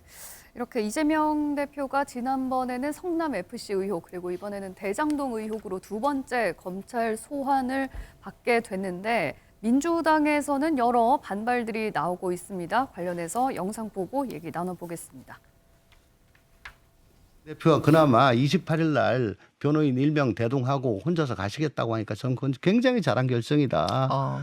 그렇게 해서 그게 당당한 모습이고 또 그 모습이 오히려 더 이재명 대표 주장의 진정성이 느껴질 것이다. 저는 그렇게 생각합니다. 그렇죠. 예, 전 같이 가고 싶은데요. 예. 당에 부담을 주지 않기 위해서 변호사만 대등하겠다고 출석을 했고 의원들은 지역에서 민생 챙기는 데 활동에 전념해라. 이렇게 이야기를 했는데 아무리 당당하게 들어간다고 해도 이리떼 속으로 들어가는 느낌이 들어서 좀 많이 안쓰럽습니다. 네. 이런 불만들이 섞여서였을까요? 이재명 대표는 두 번째 검찰 소환 통보를 받은 날 날짜에 대해서 검찰과 이제 기싸움을 하기도 했는데요. 먼저 평일에는 할 일이 많기 때문에 검찰에서 제시한 금요일에는 출석을 하지 못하고 휴일인 토요일 오전에 출석을 하겠다 이렇게 검찰에 역통보를 했습니다. 차재훈 교수님, 예. 이게 통상적인 일은 아닌 것 같은데 이유는 뭐라고 보십니까? 그 뭐 통상적이진 않지만 또 검찰이 제1야당 대표로 또 이렇게 자주 소환하는 것도 통상적이지 않잖아요. 그렇기 때문에 뭐 이재명 대표 입장에서는 무작정 검찰에 끌려가지 않겠다. 그런 생각을 갖고 이야기한 부분도 있고 또 하나는 본인의 그러니까 지금 야당의 제1야당의 대표로서는 주중에는 민생에 집중하고 자신의 개인적인 사후 리스크는 개인적 차원에서 일을 하기 위해서라도 주말에 해줬으면 좋겠다는 그런 뜻도 있는 것 같고요. 또 하나는 지금 토요일이 사실 그 다음 날은 신문이 없잖아요. 그렇다고 한다면 그러니까 이 검찰에 출두하는 사진 자체가 그러니까 월요일자 신문의 일면에 실릴 가능성은 아무래도 낮겠죠. 그렇다고 한다면 여론의 그 이미지 이런 부분도 분명히 신경을 썼을 것 같고요. 또 한편으로는 사실 토요일 날 만약에 나갈 경우에는 자신은 뭐 보니까 그러니까 변호사 한 명 대동하고 가겠다고 하지만 본인이 지지층들이 와서 격려하는 것 정도는 주중보다 오히려 토요일이 좋을 수도 있잖아요. 그걸 막을 수는 없으니까. 막을 수는 없으니까. 뭐 그런 여러 가지 생각들을 해서 이야기한 것이 아닐까 생각이 듭니다. 김용남 의원님, 검찰에서 제시한 날짜를 번복해서 다시 역제안하는 경우는 좀 별로 없는 일인 거죠? 만약에 검찰이 안 받아들이면 어떻게 됩니까? 예, 가능하면 이제 지정된 날짜에 대부분은 출석을 하죠. 뭐 정말 어디 몸이 아프다든지 아니면 해외 출장이 잡혀 있다든지 그러면 다시 좀 날짜를 조율을 합니다만 뭐 제1야당의 대표니까 꼭 검찰에 끌려다니는 모습은 보여주지 않겠다는 취지일 수도 있고 본인은 물론 주중에는 일해야 되니까 주말에 나가겠다는 취지로 이랬습니다만 앞서 잠깐 얘기가 나온 것처럼 일종의 기싸움이라고 봐야겠죠. 더군다나 이제 검찰이 대장동 관련된 수사는 이게 하루에 안 끝날 것 같다고 그랬잖아요. 이틀에 걸쳐서 조사를 해야겠다 먼저 얘기를 했죠. 조사가 이루어질 거라고 지금 예고를 하고 있는 상황에서 그러면 검찰이 통지한 날짜에 출석을 하고 또 검찰이 예고한 대로 이틀을 그러니까 하루 더 나가서 이틀을 연속 조사받고 이런 모양새는 이재명 대표로서도 만들지 않겠다라는 어떤 의사표현 아닌가 싶어요. 죄송해요. 조금 전에 이제 저희가 이재명 대표 이제 출석 관련 얘기를 했는데 뭐 음성으로도 들으셨지만 저는 같이 가고 싶은데라는 뭐 이런 의원들도 있어요. 그러면 어쨌든 이재명 대표 같은 경우에는 내가 변호사 한 명만 대동을 하고 당당하게 가겠다라고 한 부분은 본인이 생각하는 어떤 그림들이 있을 텐데 이렇게 옆에서 그래도 나는 가고 싶은데라는 이런 그림들이 그려지면 이건 좀 다른 일이죠. 그렇죠. 아니 저는 그리고 우리 민주당의 원내대표란 분이 이재명 대표가 이리떼 속으로 들어간다라고 표현하셨는데 그래 측은하다는 식의 표현하셨는데 아니 근데 법치국가에서 검찰이 부르는 게 그게 이리떼 속으로 들어가는 건 아니지 않습니까? 사실 제가 보기에도 좀 그 표현은 좀 과한 것 같고요. 다만 저는 이제 이런 것은 있는 것 같습니다. 이재명 대표에게 소환을 하는 검찰이 2회 얘기하는데 이재명 대표 입장에서는 나는 자꾸 죄가 없다고 해요. 나는 죄가 없는데 가겠다고 하니까 검찰 입장에서는 죄의 유무죄의 판단은 본인들이 조사 후에 재판을 통해서 밝혀질 문제지 물론 피의자가 방어권 차원에서 난 죄가 없다고 할 수는 있고 무죄 추정의 원칙이 있지만 조금 전에 김영남 의원이 말씀하셨지만 지금 이렇게 된 상황 측근들이 다 구속된 상황에서조차 공식 사과도 안 하고 난 죄가 없는데 검찰이 부르니 갑니다 라고 한다면 검찰 입장에서도 기싸움을 할 수밖에 없는 거죠. 그럼 저희들이 죄를 입증해 드리겠습니다 라고 이제 하는 거니까 물론 이거는 이제 28일 소환에 응하기로 했으니까 이제 큰 문제는 아닌데 저는 이제 이런 거죠. 이재명 대표도 지난번에 출두했을 때는 그렇게 40명씩 한 것에 대한 그 부담이 있었을 겁니다. 왜냐하면 바로 그 직후에 뭐 내부 결속은 이루어진지 모르지만 여러 가지 얘기들, 특히나 자꾸 이재명 대표가 민생이든 뭐 개혁이든 뭐 신년 기자회견에서 어떤 어젠다를 꺼내놔도 국민들 귀에는 자꾸만 방탄이라는 소리밖에 안 들리고 사법 리스크밖에 느껴지지 않아요. 그러니까 그런 점들을 불식시키기 위해서는 본인의 것은 본인이 대응한다는 분리 대응의 원칙이 저는 맞다고 보는데 그걸 이번에 하는 거죠. 그런데 당에서 물론 저는 뭐 정치적 수사라고 생각합니다. 같이 함께 해드리고 싶지만 못 가겠습니다라고 하는 얘기는 저는 이제부터는 당이 그렇게 분리 대응을 하는 게 맞고 또 그렇게 해야만 공당과 그다음에 제1야당으로서의 저는 품위와 자세를 지키는 거지 이재명 대표의 입장이라고 모두가 다 이렇게 함께 쓸려가는 모습들은 그건 전략적으로도 온당하지 않다라는 측면에서 놓고 보면 저는 지금 박홍근 원내대표의 얘기가 조금 그런 것에 대해서 한 번쯤은 본인의 어떤 그런 데서 좀 정치적 수사라고 저는 생각을 하고 있습니다. 우리 한민수 대변인은 그게 28일 오해하시는 것 같아서 뭐 다음 신문이랄지 이런 게 아니고요. 대표가 26, 27일 날 지방 일정이 있습니다. 그래서 실제 일을 해야 되고 전북에 가서 국민 속으로 경청 투어가 다 있습니다. 네. 그 지방 최고위원도 있기 때문에 그날 잡은 거고요. 그다음에 이미 재판은 시작됐지만 김용이나 정진상 씨나 두 분 다 혐의를 다 부인하고 있지 않습니까? 재판에서 명확하게 그 유죄를 확정되지 않으면 무죄 추정의 원칙이 맞는 거고요. 그런 상태에서 당당하게 나가서 조사를 받겠다는데 또 검찰이 두 번 온다고 하루 가겠다고 하니까 우리는 이틀이 필요하다 이렇게 얘기하면 또 협의는 해야 되겠습니다만 너무 그 또한 검찰의 일방적 주장 아닌가 이런 생각도 듭니다. 자, 한민수 대변인 요거 한번 좀 확인해 볼게요. 이재명 대표가 설 연휴 직후에 철험의 이 소속 의원들하고 오찬을 가질 예정이다 이런 보도가 있는데 맞나요? 저도 보도를 봤습니다. 보도만 봤는데 그 25일이라고 돼 있더라고요. 그래서 아마 그 실제로 오찬을 한다면은 대표 일정이라는 게 뭐 오찬이든 만찬이든 상당히 오래전에 잡혔을 겁니다. 그렇기 때문에 뭐 소환 출두를 앞둔 날을 앞서 며칠 앞두고 뭐 강경 성향의 의원들을 만난다. 이런 거는 뭐 좀 과도한 해석인 것 같고요. 지금 대표가 뭐 중진 의원들이랄지 선수별로 의원들하고도 계속적으로 만나서 식사도 하고 그다음 이번 설 명절 앞두고는 각 지역에 있는 원외위원장들한테도 일일이 다 전화를 했습니다. 설 명절 인사를 전달했기 때문에 그런 통상적인 차원에서의 어떤 또 오찬 자리라고 저는 그렇게 이해하고 있습니다. 그러면은 일부 보도에 나온 것처럼 소위 이제 강경파 측근들의 의견을 일순위 듣는 거 아니냐 이런 거는 좀 오해다 이 말씀. 그런 건 아닌 걸로 알고 있습니다. 네. 이런 가운데 대장동 관련해서 재판이 계속 진행 중인데 이 재판 과정에서 주목할 만한 증언들이 계속 나오고 있습니다. 관련 영상 보고 오시겠습니다. 저번 재판 때 정민현 변호사가 하나동인이 유동규 본부장 거다 이렇게 얘기했는데 그 부분에 대해서 딴 말씀이세요? 뭐 그분이 뭘 잘 알겠습니까? 그 대장동 1공단 사업 보고서 엑스표 친 거 이재명 지사라고 생각하시나요? 그거 재판 통해서요. 저는 다 나올 거라고 생각하고요. 이제 본격적으로 재판이 진행되면 그거 관련된 증언들을 차분히 할 생각입니다. 초과이익 환수 조항을 넣으려면 확정이익을 포기해야 되는 거 아니에요? 당연히 그렇습니다. 두 개 다 들어갈 수가 없잖아요. 예측보다 오를 경우에 부담을 좀 나누자 그러면 그럼 예측보다 내릴 경우에 부담도 해라. 이게 상식 아닙니까? 그 설계 내에서 그 투자자들끼리 지분을 나누고 지분과 다르게 이익 배당을 하고 그 배당된 이익을 부정하게 국민의힘 같은 정치인한테 갖다 주고 이러는 거를 제가 설계한 건 아니고 공공의 몫을 얼마를 어떻게 안전하게 확실하게 가장 많이 확보하느냐를 설계한 겁니다. 그중에 핵심은 고정이익이었는데. 네, 지금 나온 새로운 내용은 또 이재명 대표가 김만배 씨의 지분 절반을 나중에 건네받는 방안을 직접 승인했다. 이 부분이 검찰의 공소장에 적시가 됐습니다. 김용남 의원님, 그동안에는 김만배 씨의 주장만 있었는데 이게 검찰에서 공식적으로 확인을 한 거는 이번이 처음이거든요. 이 부분은 어떻게 해석을 해야 될까요?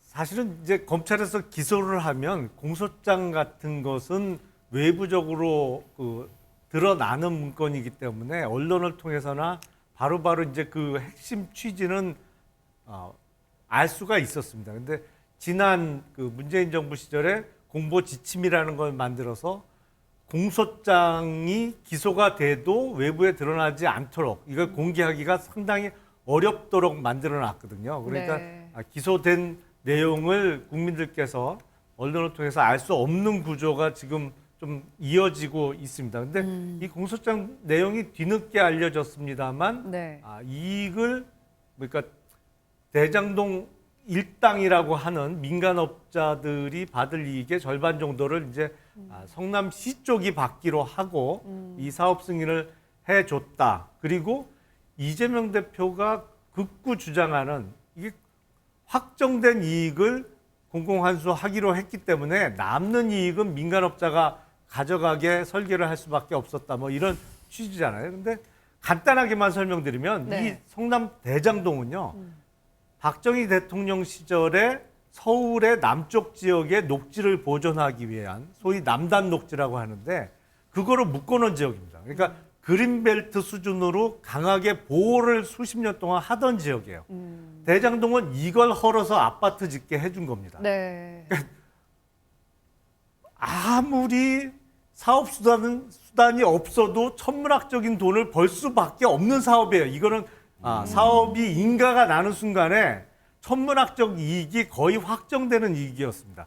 그렇기 때문에 오히려 민간의 이익을 한정시키고 그리고 남는 이익은 성남 도시개발공사로 환수할 수 있도록 설계를 했어야 되는데 이걸 지금 거꾸로 했기 때문에 이 부분에 대해서 이제 수천억 원의 이익을 민간업자가 더 가져가게 했다는 것이 검찰이 기소한 업무상 배임 혐의의 핵심이죠. 뭐 그동안의 부동산 가격이 워낙 이제 예상치 못할 만큼 많이 올랐기 때문에 또 그 이익이 더 커질 수밖에 없었다. 거기까지는 예상하기가 어려웠다는 게 또 해명이긴 합니다만. 이익이 더 불어난 측면은 있었습니다만 이익이 많을 수밖에 없던 사업인 건 틀림없습니다. 왜냐하면 이게 판교인데요. 분양성이나 뭐 여러 가지 입지를 따져볼 때 네. 적어도 수천억 이상의 그 이익이 날 거는 뻔히 보이는 사업이었거든요. 근데 네. 그 이익이 더 불어난 측면은 있습니다. 더군다나 또 거의 그 언론에서 다뤄지질 않는데 지금 화천대유 쪽 이익이 대략 한 7천억 원에서 8천억 원 정도 됩니다. 그러니까 천화동인 1호부터 7호까지 그리고 화천대유의 이익까지 합치면 대충 그 정도 되는데 사실은 그보다 이익이 더 있어요. 왜냐하면 여기에 아파트 부지라고 하는 공공주택 용지가 5블럭이 이제 분양이 됐는데 네. 그중에 한 블럭은 화천대유가 직접 시행을 했고요. 나머지 4블럭은 확률상 나올 수 없습니다만 제2모 건설회사가 4개를 다 시행을 합니다. 근데 공공주택 용지는 이게 추첨을 하도록 되어 있거든요. 그래서 그렇게 하나의 업체가 4개를 다 가져갈 수가 없어요. 확률상 네. 그거는. 근데 이 부분에 대해서는 거의 언론에서도 관심을 좀 덜 쏟고 있고 이 부분에 대한 수사 결과도 아직 나온 게 없습니다만 그게 만약에 부당하게 한 건설업체에 공공주택 용지를 몰아줬다. 그래서 그 건설업체가 부당하게 이익을 취했다고 하면 사실은 민간 이익은 훨씬 더 불어나는 구조거든요. 그러니까 말씀하신 것처럼 막대한 천문학적인 이익이 날 것을 미리 알고서도 계획적으로 민간에게 이익이 크게 돌아가도록 설계를 했는지 이 여부를 밝히는 것이 이 대장동 재판의 핵심일 텐데 이번 공소장에 이재명 대표가 직접 그 뇌물 약속을 승인했다라는 내용이 담긴 것도 이번이 처음이거든요. 물론 이 대표 측에서는 사실 무근이다 이런 입장이긴 합니다만 어떻게 밝혀낼 수 있을 거라고 보십니까? 터무니없다는 표현이 맞을 것 같아요. 이게 아까 말씀하셨는데 김용남 의원님이 30만 평입니다. 네. 당시 박근혜 정부의 최경환 부총리가 빨리 집 사라, 빨리 땅 사라, 집 사라 그랬어요. 왜냐하면 부동산 시장이 너무 안 좋았어요. 네네. 30만 평에서 만약에 100만 원만 떨어졌다고 하면은 이 대장동 일당은 지금 거의 알거지가 됐을 겁니다. 그리고 성남시는 확정이익을 받았기 때문에 아무 위험 부담이 없었던 거죠. 대장동 사건이 좀 말씀하신 거를 설명을 드리면은 네. 이렇게 복잡하지 않습니다. 2가지 축이 있는데 하나는 민간이 공동 개발을 했어요. 네. 그래서 처음에 성남시가 한 4,380억 정도를 확정 이익을 받아놉니다. 네. 그러고 난 다음에 민간 업자들이 이제 한 축이 있는 거죠. 만약에 예를 들어서 지금 말씀하신 이런 공소장 검찰의 일방적 주장이 사실에 부합하려면은 그러면 이재명 시장 측에 돈이 절반이 들어있다고 한다면 자기들 몫이 왜 추가로 1,100억을 또 추가로 환수를 하겠습니까? 그 돈을 놔두면 더 가져갈 수 있는 건데 그 환수라니까 김만배가 공산당 같은 XX라고 그렇게 욕을 하지 않습니까? 그랬기 때문에 이건 전혀 맞지가 않아요. 두 번째는 여기서 얘기하는 거 저도 기사를 꼼꼼히 보고 저는 네. 공소장이 없으니까 기사를 꼼꼼히 보니까 이 대장동 일당들이 얘기하는 이재명 대표 측의 뭐 절반 이게 천화동인 1호를 얘기하더라고요. 기사에 네, 보니까 700억 중에 이제 비용 빼고 428억 얘기하는 거 아니겠습니까? 이게 이른바 이제 정영학 녹취록이라는 게 있어요. 1300페이지가 모두 공개됐으니까 우리 국민들 모두가 볼 수 있습니다. 그 1300페이지를 보면요. 딱 하나입니다. 김만배와 남욱이 지분 싸움을 노는 거를 지분 싸움 갖고 계속 논쟁을 벌입니다. 네. 그러면은 자기들이 지분을 싸움할 때 천화동인 1호에 대한 얘기가 좀 나와야 되잖아요. 근데 김만배는 유동규 네 거라고 얘기를 합니다. 그 유동규는 내가 비밀로 하겠다. 부인하게도 얘기하지 말라. 네. 2층, 이게 성남시청 2층은 이재명 시장이 있는 곳이에요. 거기 모르게 해야 된다. 거기에 정진상과 김용의 이름이 한 번씩이라도 나온다면은 그렇게 중요한 거는 검찰 수사가 이루어지기 2, 3년 전에 녹취된 내용인데 수년 전에 녹취됐으면 최소한도로 이 사람들의 이름이 나와야 되지 않겠습니까? 그래야 이재명 시장 측의 지분이 숨겨져 있다고 주장할 수가 있는 거지. 네. 저는 그래서 너무 근거 없이 검찰이 지금 진술이 바뀐 유동규 씨와 남욱 씨의 진술만 가지고 이런 공소장도 쓰지 않았나. 이건 충분히 사실과 다르다는 거를 이재명 대표 측에서도 충분히 반박할 수 있다고 봅니다. 네. 자, 이 설명들을 들어보니까 상당히 좀 복잡하게 흘러가는 것 같은데 과연 검찰이 이재명 대표를 소환해서 어떤 부분에 집중해서 조사를 할지 저희도 계속해서 좀 차 교수님, 이 예. 김성태 전 회장이 어쨌든 관심을 받은 건 이재명 대표에 대한 이 변호사비 대납 의혹 때문에 이제 관심을 많이 받은 거잖아요. 예. 그런데 이제 검찰이 구속영장을 청구하면서 제시한 혐의를 보니까 뭐 배임이라든지 횡령, 뇌물공여 등 해서 한 6가지가 돼요. 그런데 변호사비 대납 의혹은 빠졌어요. 이거는 뭘 의미할까요? 글쎄요. 뭐 저도 저 제3자의 관점에서 보기 때문에 뭐 확실한 뭐 나름대로 근거를 갖고 막 드릴 수 있는 말씀은 없습니다만 저는 두 가지 가능성이 있지 않을까 하는 생각이에요. 첫 번째는 아마 이 의혹과 관련한 핵심 증거를 아직까지 검찰이 확보하지 못한 것이 아닐까라는 생각이 든다는 것이죠. 지금 당장 사실은 김성태 전 회장의 근고직이라고 할 수 있는 재경 총괄본부장이라는 김모 씨가 지금 태국에서 소환을 거부하고 지금 소송 중이잖아요. 네. 그렇기 때문에 이분이 입을 열지 않는 이상 김성태 전 회장은 나는 사실은 돈 집행과 관련해서 모른다고 이야기를 하고 있기 때문에 그래서 이러한 부분들을 사실 증명하기 좀 힘들었기 때문에 뺀 것이 아닐까라는 가능성이 첫 번째 있고 두 번째는 또 하나의 또 완전히 반대되는 하나의 또 관측인데요. 일종의 이 변호사비 대납 문제는 일종의 검찰의 히든 카드로 갖고 있는 것이 아닐까라는 생각이 든다는 것이죠. 그러니까 지금 김성태 전 회장의 일단 신병을 확보하는 부분에 있어서 앞서 앵커께서 말씀하신 대로 지금 현재 공소장이 나와 있는 그러니까 구속영장이 나와 있는 그 정도의 혐의만 하더라도 충분히 신병은 확보되고 거기에서 우리가 지금 히든카드로 확보하고 있는 변호사비 대납 문제를 굳이 피의자에게 다 세상에 다 공개할 필요는 없다. 그랬을 가능성, 이 두 가지 가능성에서는 그러니까 어느 부분이 더 현실성이 높을지는 저는 가늠하기 힘듭니다만 이 두 가지 가능성이 저는 상존하지 않을까 생각이 듭니다. 한민수 대표님, 어쨌든 네. 뭐 이 대표하고 이 김 전 회장하고의 두 사이가 어떤 관계냐 이 부분에 대해서 사람들이 관심을 상당히 집중을 하고 있는데 어쨌든 두 사람은 공통적으로 일치되는 게 나는 서로를 잘 모른다 이제 그런 얘기잖아요. 그런데 이재명 대표 인터뷰를 딱 보니까 예. 뭐 무슨 질문인지 아실 것 같아요. 네, 저도 그 인터뷰 봤습니다. 전화 통화는 누군가 술 먹다가 나를 바꿔줬다는 얘기가 있는데 이거는 기억나지 않는다. 뭐 바꿔 얘기하면은 전화 통화를 한 것 같다라는 뉘앙스처럼 얘기를 했어요. 이거는 어떻게 좀 설명을 하세요? 저는 그 인터뷰 보면서 야, 대표가 참 솔직하다. 뭐 저런 얘기까지 다 하나 이런 생각이 들었는데 저도 그 제 고등학교 친구 중에 오래된 친구 하나가 술만 먹으면 전화 온 친구가 있어요. 그러면 전화 와가지고 옆에 있는 사람을 다 바꿔줍니다. 다 바꿔주는데 바꾼 사람은 저한테 뭐 한 대변인 언제 어디서 봤지 잘하는 내가 누구야 하는데 기억이 안 나요. 그 다음에 보면은 그런 정도이기 때문에 대표는 아마 이제 그런 일이 있지 않겠습니까? 나는 얼굴도 본 적 없다 하니까 당시에 전화했던 사람이 뭐 와가지고 대표님 그때가 한번 바꿔준 적이 있습니다. 이런 얘기를 했겠죠. 그러니까 방송에서 얘기한 건데 저는 이렇게 봅니다. 왜 검찰이 이번에 영장에도 못 넣고 한 거는 전 이거는 오래 가지 않을 거라고 봐요. 우리 언론에서도 길어야 저는 한 20일 정도 지난 이후에는 사라질 거라고 봅니다. 그러면 검찰은 거기에 대한 모든 책임을 엄중한 책임을 질 수밖에 없을 거예요. 왜냐하면 아니 이 사건 초기가 시작된 게 이모 씨, 최모 씨 간에 서로 공모를 해가지고 사기를 치자고 한 거예요. 최 씨가 검찰에 자소서를 2번 냅니다. 부산에 있는 모 사업가로부터 이모 변호사, 이재명 지사였죠. 변호를 한 사람으로부터 이렇게 거금을 받았다고 거짓말을 하자. 그래서 그중에 한 1억 정도를 우리가 뺏어내자는 공모를 하는 게 있습니다. 그걸 검찰이 냈어요. 자소서까지. 그런 상황이었고 또 20억을 받았다는 변호사가 누구냐면요. 이재명 대표의 변호사가 아니고 이재명 대표의 변호사와 같이 근무하는 건물에 있는 변호사예요.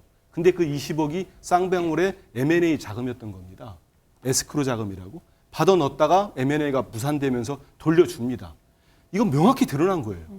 이미 다 밝혀졌습니다. 그리고 이재명 대표와 김성태 전 회장은 본 적도 없는 사람이고 그런 상황에서는 사건 자체가 성립을 안 하는 겁니다. 그래서 저는 검찰이 지금 저는 입증을 못하고 온 상태에서 김성태 전 회장의 이제 구속 기소까지는 1차 연장을 하면 20일이 남았습니다. 20일 동안 이제 수사를 하겠지만 전혀 밝혀내지 못하고 나면은 결국에는 기소할 때 이 혐의는 완전히 빠질 겁니다. 그러면 그 시점부터는 이렇게까지 공작적으로 수사해온 거에 대한 검찰도 책임을 져야 되지 않는가 이런 생각을 합니다. 네. 저는 그 이재명 대표가 왜 이 김성태 전 회장을 전혀 몰랐다고 부인하다가 왜 갑자기 KBS 인터뷰에서 알 수도 있다고 그러니까 전화 통화했을 수도 있다고 얘기했을까? 저는 밑자락을 미리 까는 거라고 생각합니다. 그 왜냐하면은 물론 우리가 안다고 해서 반드시 특별한 사이라는 법이 없고 모른다고 해서 밀접하지 않을 사이라는 그런 법은 없습니다. 네. 다만 상식적인 선에서 우리가 얘기하는 건데 저는 얼마 전 그 수행비서가 캄보디아에서 붙잡혔다는 소리를 제가 들었습니다. 그 보도가 나왔는데 그 수행비서였기 때문에 저는 여러 가지 전화를 썼을 개연성이 있다고 봐요. 그 그 수행비서의 전화일 수도 있었고 또 뭐 이른바 대포폰이라고 하는 전화번호 있을 수도 있었고 그걸 하다 보면은 어느 선행과 이재명 대표와의 통화 기록이 나타났을 경우에 이재명 대표가 완전히 난 몰랐다고 얘기했다 계속 그 주장을 끌고 나갔다 그러면은 자기 주장의 신뢰성이 무너질 수 있는데 이미 지상파라고 공중파에 나와가지고 내가 한번 통화했을 수도 있다라고 얘기를 했을 순간 저는 나중에 그런 사실이 나오더라도 그거 봐요 내가 얘기했었다고 했었잖아요 라고 하는 수준의 얘기라고 저는 생각을 합니다. 그래서 지금 저는 그 관련자들이 지금 캄보디아에서 수행비선 잡히고 물론 그 금고지기 한 분은 지금 송환을 거부하고 있다는데 네. 저는 이런 부분들의 핵심적인 그런 어떤 관련자들의 그 국내 송환과 그다음에 진술들이 조금씩 퍼즐을 맞춰 나간다 한다면 물론 지금 이 변호사비 대납 의혹이 아직까지 수면 위로 드러난 건 없습니다. 저도 신병을 확보한 후에 검찰이 추가적인 어떤 증거들을 들이댈 것으로 보는데 만약 이 재판 과정에서 이재명 대표가 지금 조금에게 본인에게 불리할 수 있는 진술들을 미리 한 자락 한 자락 좀 깔아놓는 언론을 통해서 지금 그런 단계로 보기 때문에 여기에 대한 실체적 진실은 저는 앞으로 재판 과정을 통해서 더 많이 어떤 그 증거들이 나올 것으로 저는 생각을 합니다. 마지막으로 이 이슈도 좀 짚어보도록 하겠습니다. 문재인 전 대통령이 사저가 있는 경남 양산 평산마을에 책방을 열기로 했다고 하는데요. 준비된 영상 보고 이 얘기도 나눠보겠습니다. 뭐 2, 3월 얘기하시는 것 같던데요. 네. 2, 3월쯤에는 뭐 되지 않겠어? 그렇게 얘기하시던데. 네. 그 서점은 대통령님이 좋아하는 책들로 알 거고. 아니 그 퇴임한 대통령이 이게 뭐 서울 한복판에다가 서점을 낸다는 것도 아니고 동네 가보신 분은 아시겠지만 그 조그만 여기 스튜디오에 한 3분의 1쯤 될까요? 네. 그 작은 공간에 책 갖다 놓고 차 한 잔 마실 수 있게 하겠다는 건데 그걸 뭐 이렇게 두려워하시는 건지 걱정을 하시는 건지 근데 소박하게 잘 하실 겁니다. 네. 네. 차재원 교수님. 예. 전직 대통령의 책방이라 선뜻 좀 상상이 가질 않거든요. 왜 책방을 열겠다고 하는 걸까요? 문재인 전 대통령 표현 많이 쓰시더라고요. 활자 중독증이라고. 그 정도로 상당히 글 읽고 하는 걸 좋아하시는 분이니까 뭐 본인이 지금 퇴임한 대통령이긴 하지만 네. 본인의 입장에서는 우리 사회에 시사할 수 있는 여러 가지 또 교감이 될 수 있는 여러 가지 책들을 읽고 난뒤 그 독후감 정도만 전달하는 것보다는 또 더 나아가서 저 평산마을이 사실은 그 통도사 바로 옆에 있거든요. 아주 조용하고 지금 카페들이 많이 발달돼 있는 마을인데 네. 거기에 또 하나의 문화 공간으로서 그런 부분들도 한번 해보고 싶다는 생각을 한 것 같아요. 사실은 지금 저 퇴임 대통령이 사실 자신의 독후감을 이렇게 세상에 밝히는 것은 사실 오바마 전 대통령이 사실 그 대표적인 하나의 그 모델이죠. 그런 부분들을 본다고 한다면 자신의 선한 영향력을 세상에 알린다는 것인데 저는 그런 형태가 책방을 하는 부분에 있어서 이렇게 정치적으로 해석할 필요가 있을까라는 생각이 든다. 단순히 좋아서 하는 게 맞을까? 국민의힘에서는 그렇게 보지 않는 것 같은데요. 이거 상황 정치하려고 하는 건 아니냐 이런 입장 아닙니까? 직전 대통령이 대중 또는 뭐 거길 찾아오는 전현직 정치인들과의 만남의 장소를 마련하고 또 그런 영역을 넓힌다. 이 정치하고 상관이 없을 수가 없죠. 기본적으로 모든 게 정치적 행위입니다. 네. 그리고 더군다나 이제 총선도 다가오고 민주당 내에서도 그 역학 구도가 조금 묘한 측면이 있잖아요. 뭐 문재인 정부 시절에야 더불어민주당 내에야 거의 뭐 친문 그리고 약간의 비문이라고 구별이 됐습니다만 네. 이제는 퇴직한 전직 대통령이 되셨고 또 직전 대통령 선거를 치렀던 지금의 당대표 친명계라고 읽혀지는 그런 세력들도 있기 때문에 뭐 이게 내년 총선을 염두에 둔 일종의 정치적 보폭이 아닌가, 보폭 넓히기가 아닌가 싶습니다. 한민수 대표님, 네. 뭐 이렇게 여권에 이제 우려도 들어봤는데, 근데 못지않게 이재명 대표 지지자들 반발도 좀 거세더라고요. 이것도 비슷한 뭐 이런 맥락 때문에 그런가요? 혹시 오해하는 지지자분들이 있는 것 같은데요. 그건 우리 이 대표도 그 얼마 전에 당원중 가서도 그런 얘기들이 있으면은 절대 분열해서는 안 된다. 그리고 특정한 비판하는 건 있어서는 안 된다고 말씀을 하시고, 저는 평산마을 가서 최근에 1월 1일 날 가서 보니까 정말로 대통령이 책도 좋아하시고 서구에 책 많더라고요. 그래서 마을 사람들이다 뭐 찾아오시는 분들하고 뭐 책방, 북카페 만들어서 대화하면 좋을 것 같아요. 그러니까 그런 거는 뭐 우리 지지자가 됐던 아니면 지금의 여당이 됐던 과도하게 정치적 해석 안 했으면 좋겠습니다. 저게 나쁜 거 아니지 않습니까? 아니 정치 행위 자체가 나쁜 건 절대 아니죠. 근데 네네네. 정치적 의도가 없다? 그걸 누가 믿겠어요?